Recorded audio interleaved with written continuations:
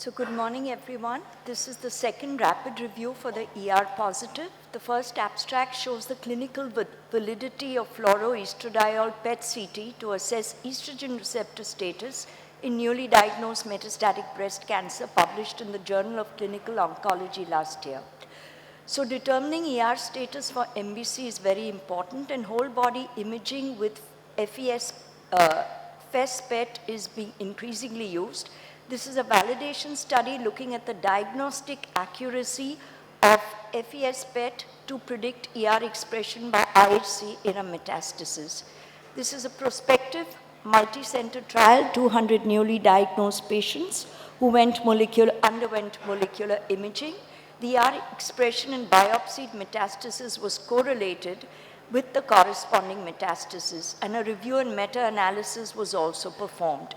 So these are the results. You can see in the correspondence of whole body FES PET results with ER IHC status of the biopsied lesion, there was a reasonably good sensitivity, specificity, positive and negative predictive value. Looking at the paired correspondence of metastatic FES uptake and ER IHC status of the biopsied lesion, again, the sensitivity, specificity, PPV, and NPV were reasonable. For bone metastasis, the positive predictive value was 92% and negative predictive value 81%. This is a flowchart they came up with for the clinical application of FES PET, and what is recommended is it cannot be done in patients with recent fulvestrant or tamoxifen use within 5 weeks, and it's not really useful for those with gastrointestinal disease only.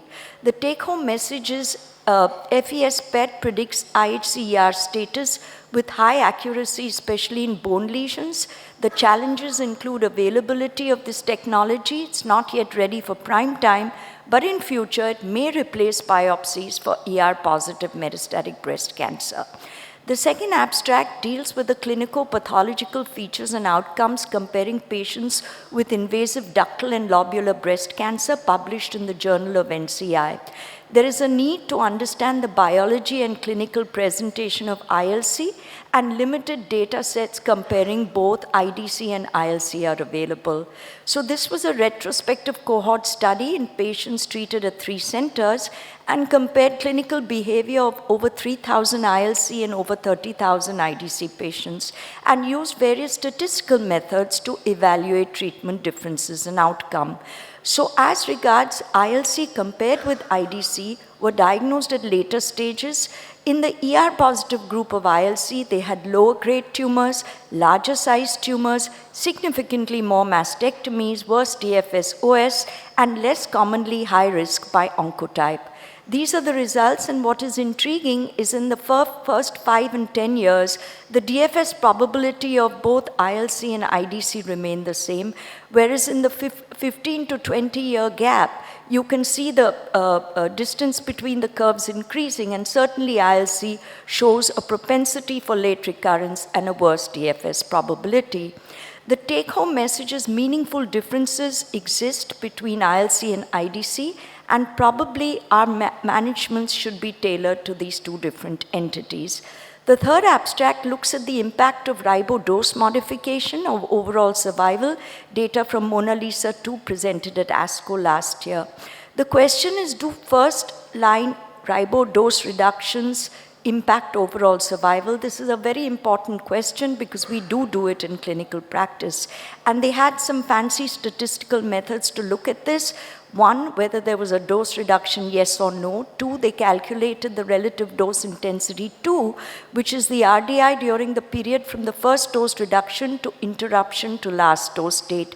And they had 3 tertiles, low, medium, and high.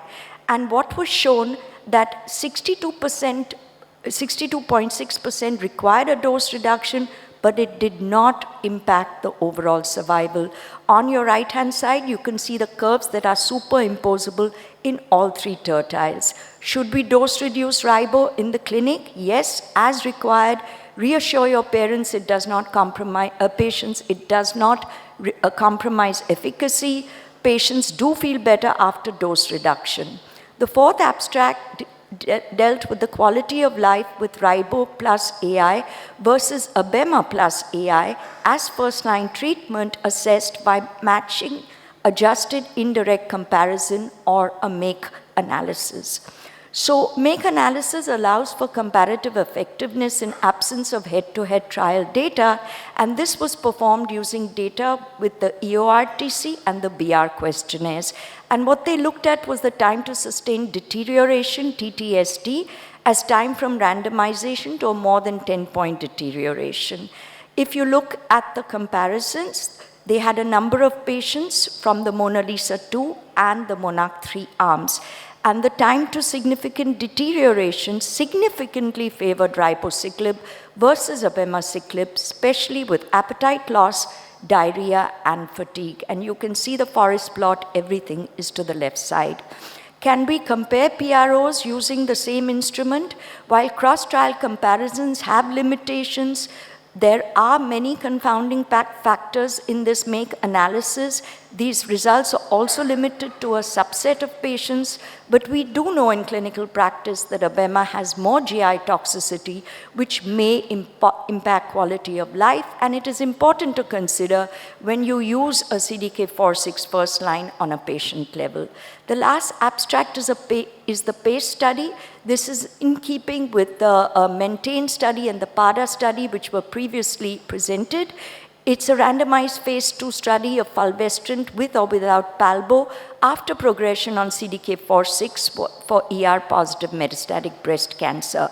The PACE trial was designed to explore the activity of continuation of CDK4/6 beyond progression with change of endocrine therapy to fulvestrant and explore the addition of PDL1 inhibition. So this is the schema. It was a 1:2:1 randomization, fulvestrant,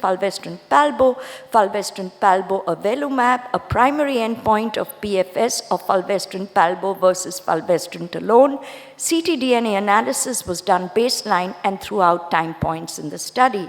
Let's look at the progression-free survival. Absolutely no difference between fulvestrant palbo versus fulvestrant alone. 75% of these patients were endocrine sensitive and they had received more than 12 months of prior treatment. If you look at the overall survival, this shows a very intriguing signal for the fulvestrant, palbo, and the avelumab arm with an increase in the overall survival. And if you look below at the cartoon, in the more endocrine-resistant patients with ESR1 mutations, again, there is a signal towards a favorable progression-free survival with the addition of avelumab. The take-home message here is the continuation of palbo beyond progression with the addition of fulvestrant does not improve PFS compared to fulvestrant alone, and the addition of immune checkpoint inhibition did show better PFS and OS, and this may warrant further research. Thank you.